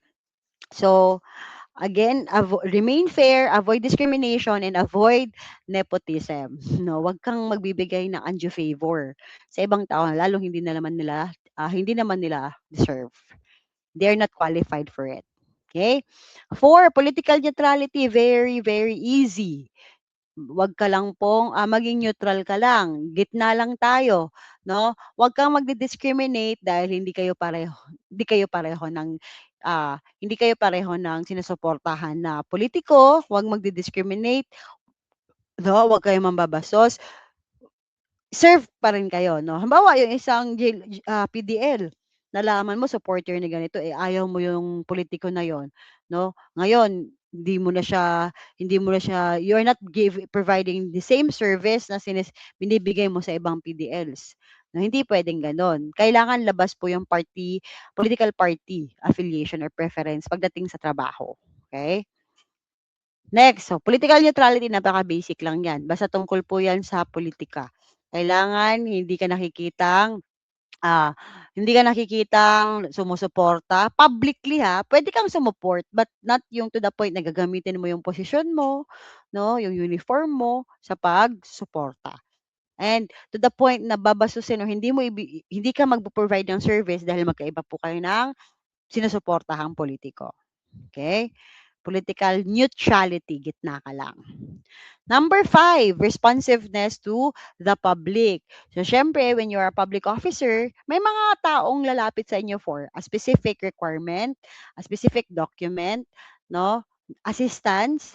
So, you should always extend prompt, mabilis, no? Courteous and adequate service to the public. Mabilis, marespeto, no? Magalang na serbisyo sa ating publiko. Wow! Serbisyo publiko. Sapat na serbisyo publiko unless otherwise provided by law or when required by the public interest. Public officials and employees shall provide information of their policies and procedure. Paano papasok no, sa jail? Sa labas pa lang guys, kailangan makita na dyan kung ano po yung mga requirement, ano po yung bawal, ano po yung pwede, paano po ang procedure pagpapasok. 'Di ba? Makikita nyo naman yan sa mga jails eh. Or kahit sa ang public office dapat, merong ganon. No, kung ano yung mga procedure dapat clear makikita niyo na po 'yan sa labas pa lang or makikita niyo po 'yan sa mismong building in a clear language, 'no, para alam niyo pong, ito pala yung pagkakasunod-sunod na gagawin ko, okay. So, when you are public officer or public official and employee, gano'n po, prompt, courteous, and adequate, sapat na information dapat ang ibibigay mo, okay. And avoid red tape. So, very sikat ang red tape sa mga LTO, no? Alam mo yung under the table, bigla-bigla may lisensya ka na, gano'n. So, avoid red tape kasi unfair doon sa mga taong napila, di ba? So, yan. Number 6, nationalism and patriotism. So, public officials and employees shall at all times be loyal to the republic and to the Filipino people. So, nationalism means tangkilikin ang sariling atin, no? You promote local products, mabigay yung mga galing dito sa Philippines, mga yaman dito sa Philippines, mga tourist spots dito sa Philippines, mga athletes natin, suportahan natin. Wow, ganun tayo, no? Dapat ganun ang nationalism. When you uphold national interests, we preserve Filipino heritage. That's nationalism. Si patriotism naman, yan yung pagmamahal, the love of the country. Yan yung pagmamahal natin sa bansa natin. But ang pagmamahal na to, hindi katulad ni nationalism na you love your country by promoting our own local products, pine-preserve natin yung mga kultura natin, hindi gano'n yung si nationalism. Si patriotism. Si patriotism, yung willing kang mamatay para sa Pilipinas. Diyan papasok yung 'pag may giyera, 'no, kapag may sakuna, 'no, patriotism po 'yan, 'no, yung mga you are willing to die, to lose your life and your limbs, maputulan ka ng paa, ng kamay para lang maipagtanggol ang Pilipinas galing from the foreigners, mga foreign people, 'no, yung gustong sakupin or, ah, hamak-hamakin yung Pilipinas. Yan po yung patriotism. But both of them it talks about love of the country. Ibang-iba nga lang yung pagkaka-perform. Si nationalism, 'yan yung tangkilikin yung sariling atin 'no.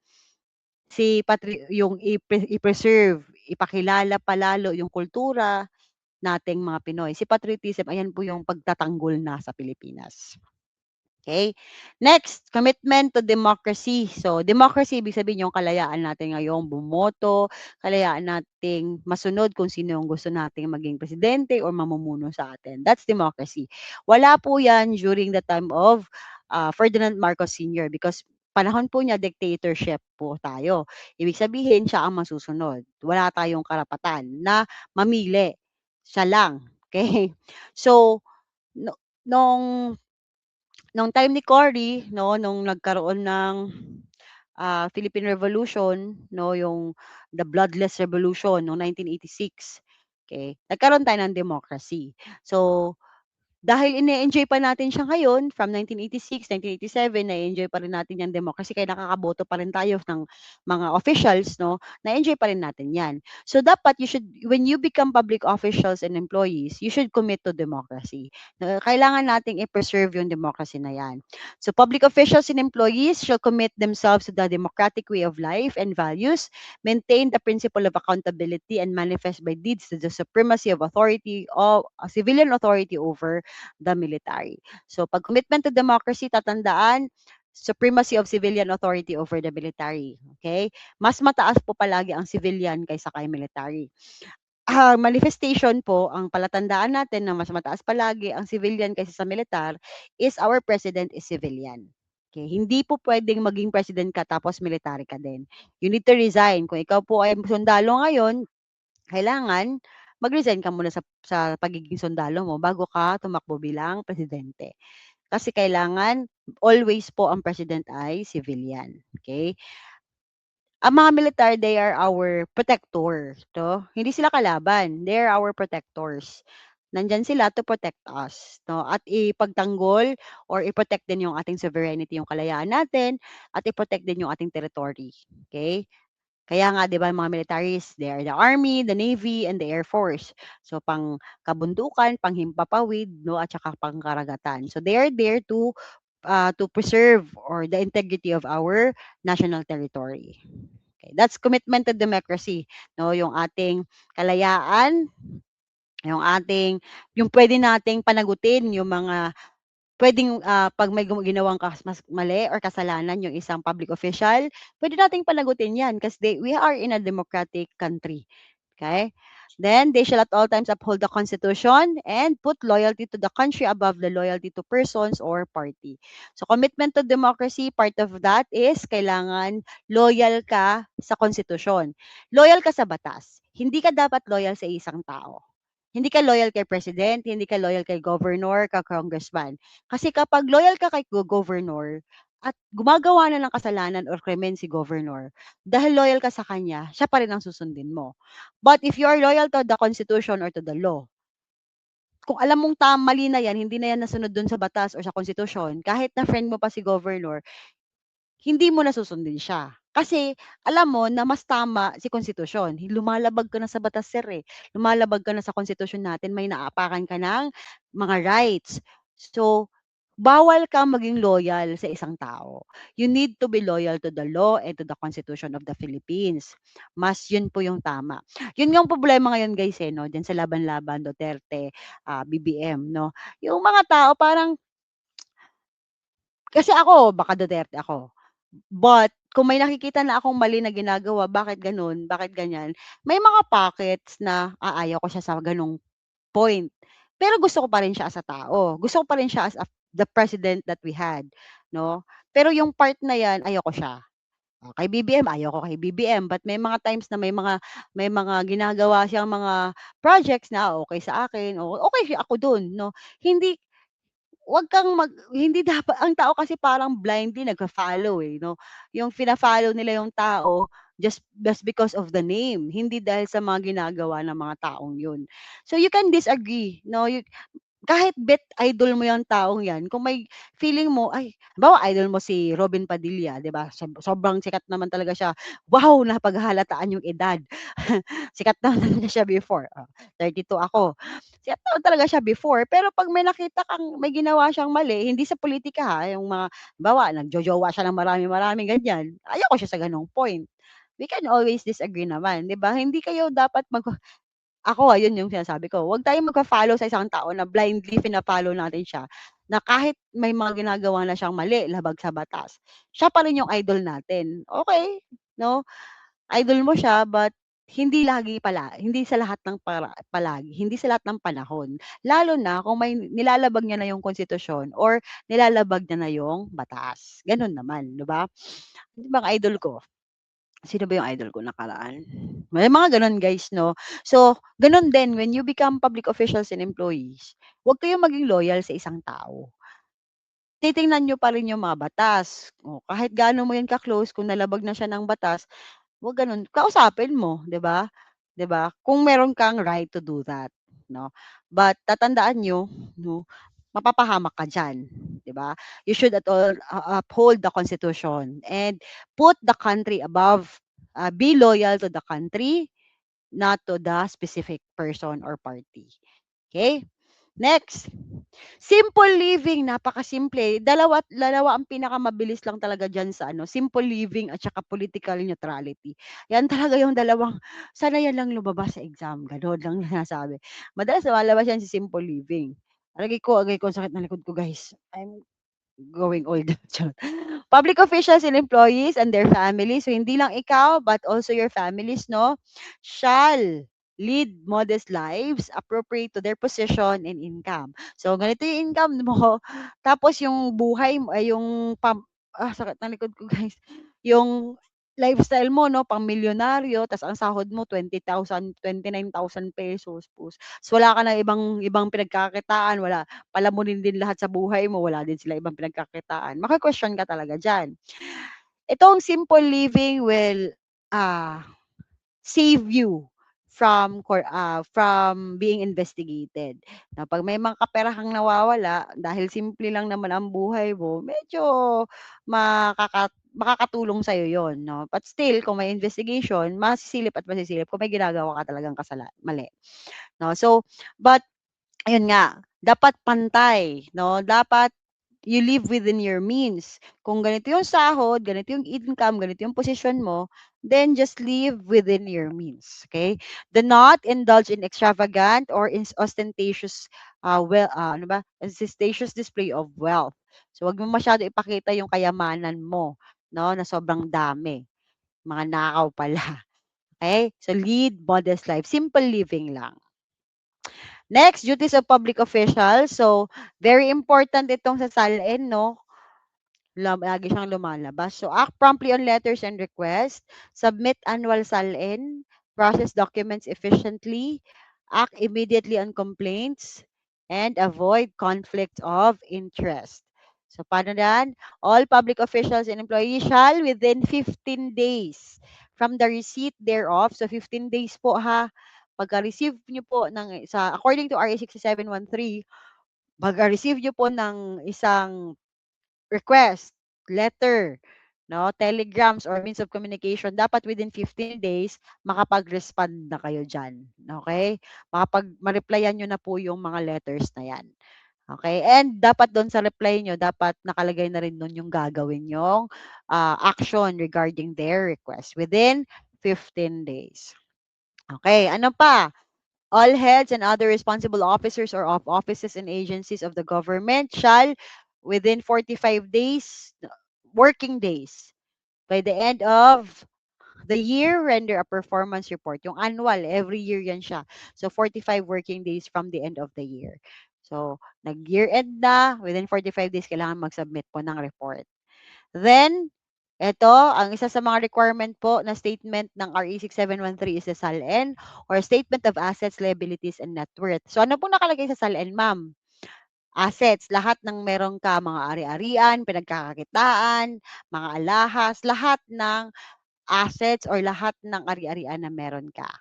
Okay? Cellphone, alahas, kalupaan, kakahuyan, charot. Bahay, lupa, sasakyan, lahat po 'yan ilalagay niyo po doon sa inyong salin. Liabilities, lahat ng kautangan niyo, lahat ng binabayaran niyo buwan-buwan. Okay, lahat ng binabayaran niyo. Sasakyan din 'yan, mortgage, rent ng bahay, rent sa lupa, mga gano'n guys. Mga tuition, 'yan, liabilities kasi 'yan sila.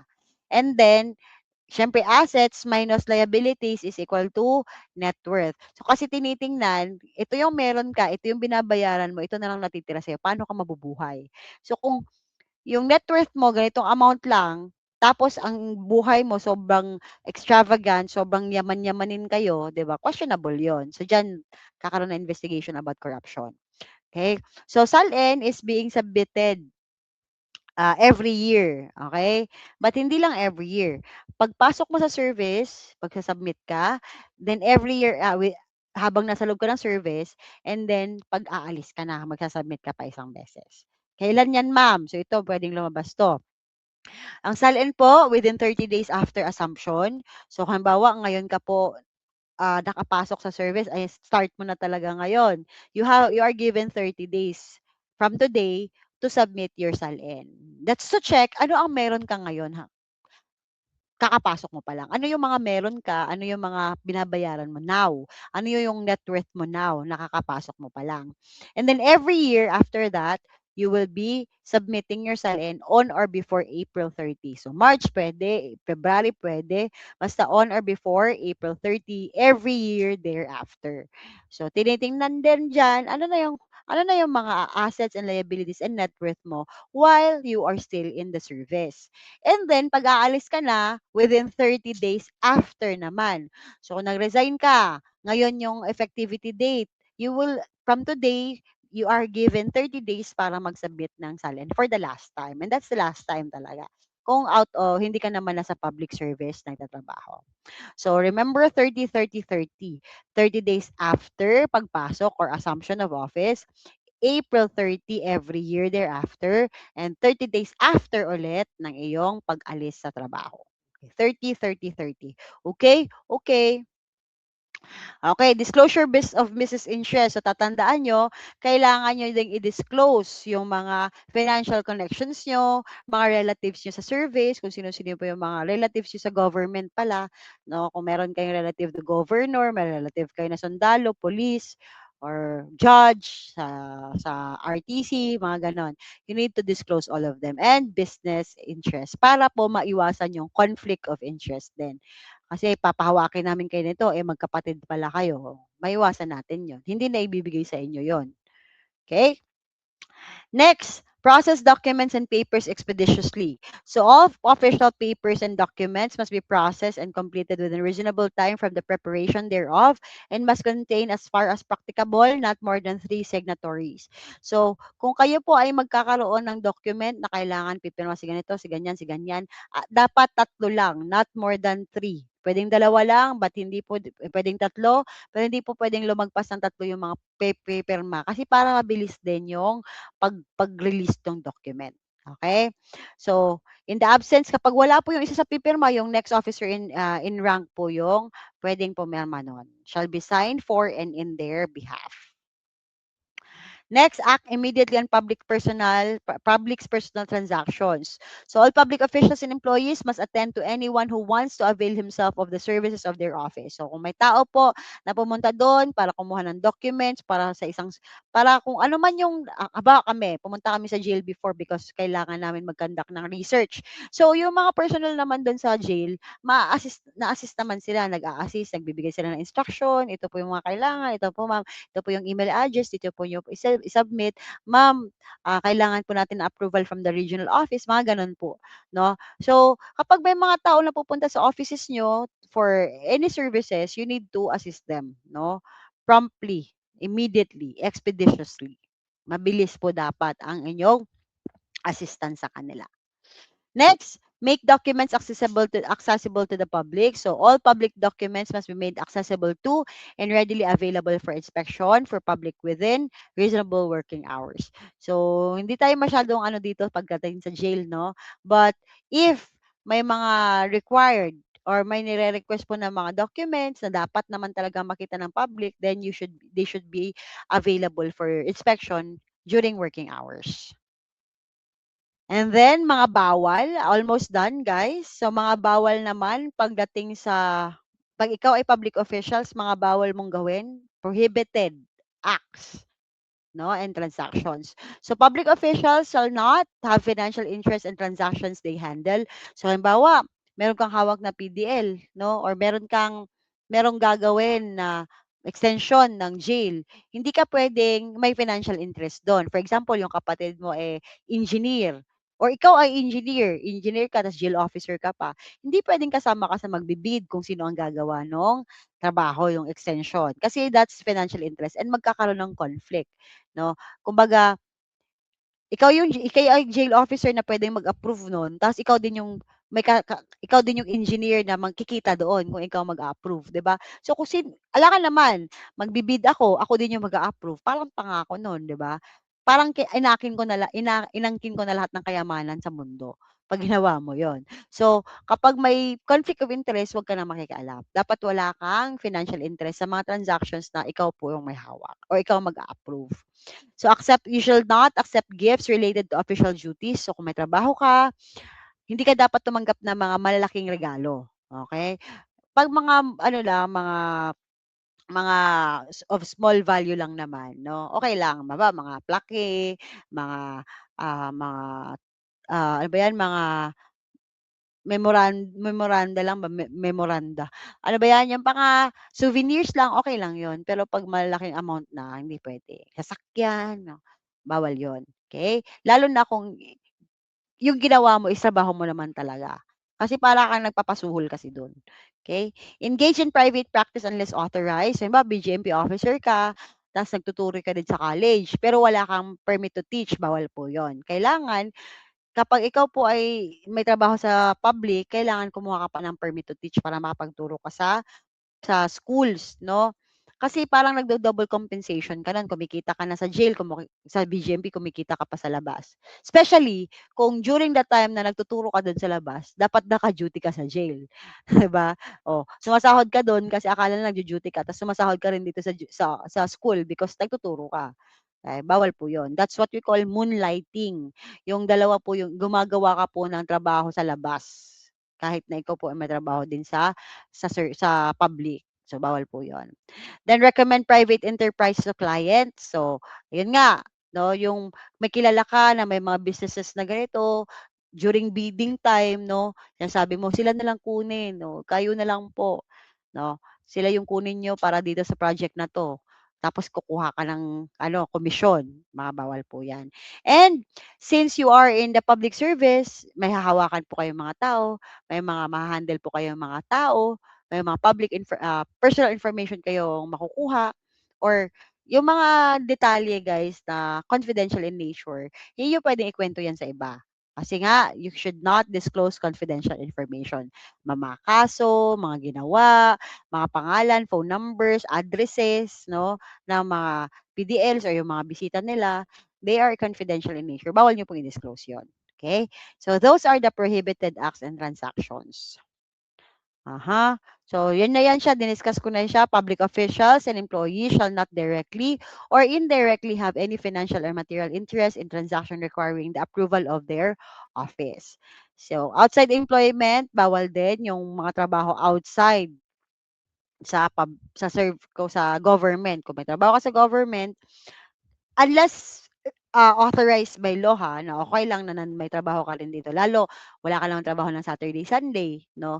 Pero halos hindi ako wala masyadong gano'ng trabaho, eh, lalo sa PNP. Sa PNP nga nagtuturo pa sa college pero kailangan nila ng permit to teach do'n. Okay, gano'n din sa inyo kung magtuturo man kayo sa college, kailangan niyo ng permit to teach. Okay, next. So, tapos na. Quick memory aid lang. Again, we've discussed 3 laws tonight. Law natin, RA 9263. Yun po yung professionalism ng BFP tsaka BGMP. Professionalization pala. Okay? Standardization ng base pay and everything else. Yung sa recruitment, sa minimum qualification, promotion, attrition.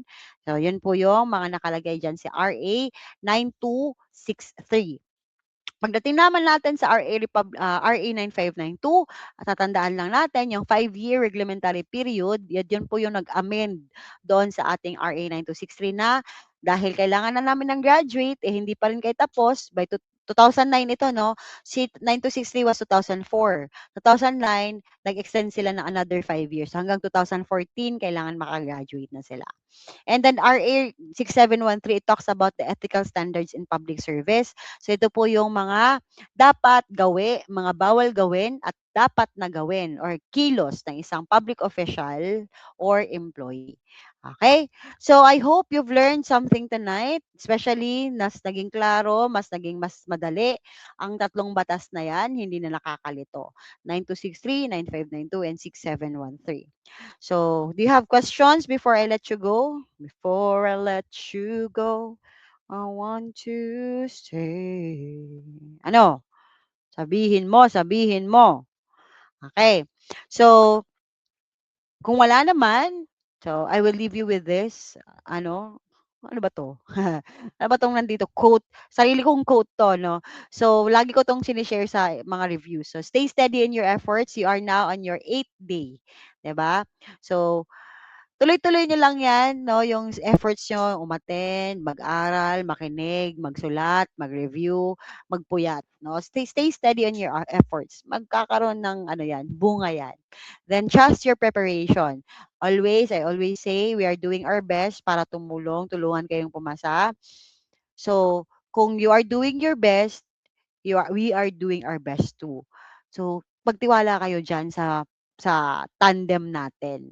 Tandem ng Class Tanglaw, yung efforts mo, yung blessing ni Lord, no?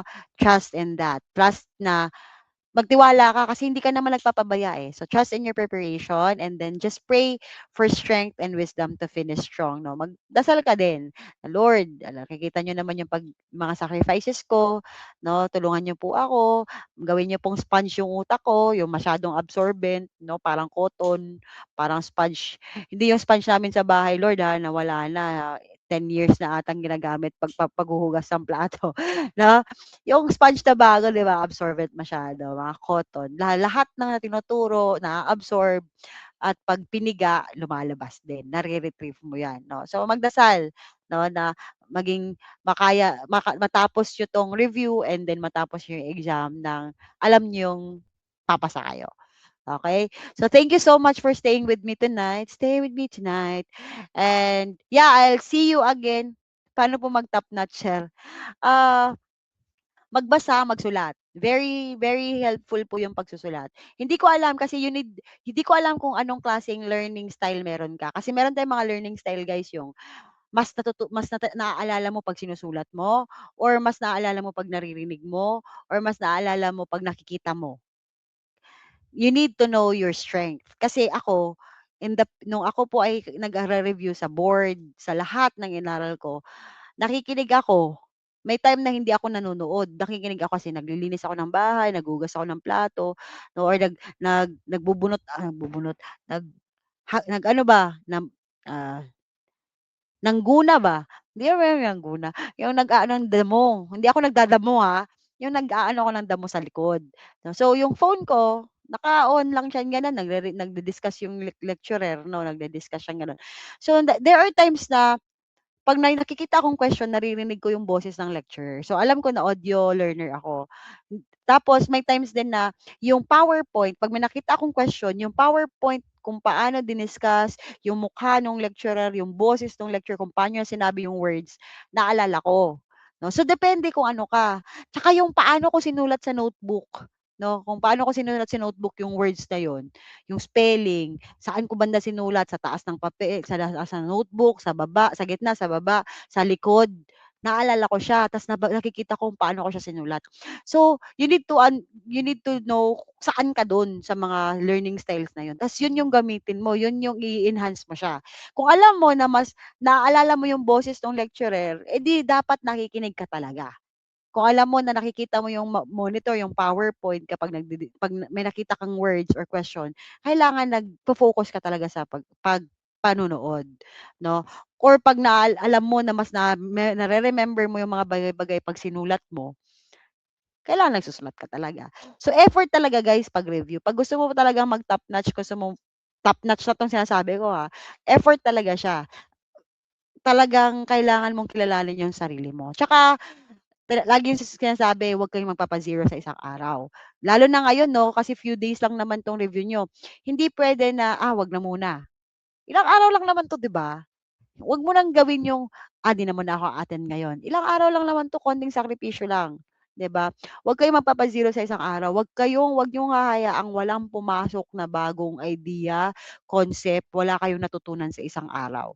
Everyday dapat meron. Kasi yun yung magiging edge niyo sa ibang mag-e-exam. Sila nung araw na yun nag-inom, hindi nag-review, ikaw nag-review ka. So tapos lumabas sa exam, may lumabas sa exam, yun yung na-review mo nung araw na yun. Eh, kung hindi ka nag-review nung araw na yun, eh, di hindi mo nasagot, 'di ba? So, huwag kayong magpapa-zero sa isang araw. Lagi kayo dapat excited, dapat, "Uy, may matututunan na naman ako ngayon. Uy, may madadagdag na naman sa learnings ko. Uy, meron na naman akong pambala, meron na naman akong armas para sa exam." Gano'n dapat ang mindset, yung maging excited kayong may matututunan kayo. Kasi yun lang naman ang madadala niyo sa exam center, guys. Wala kami dun para turuan kayo, wala din dun yung mga kaanak niyo, kung sino man yung idol niyo, wala sila dun.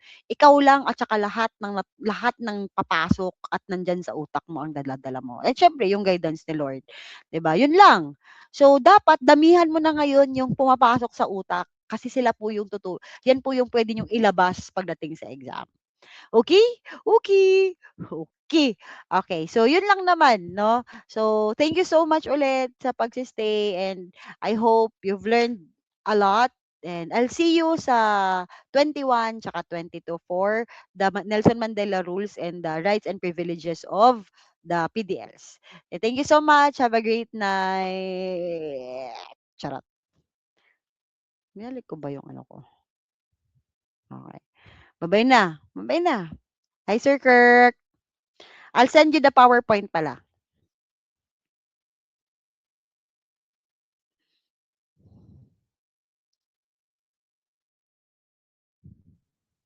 Saan na si Sir?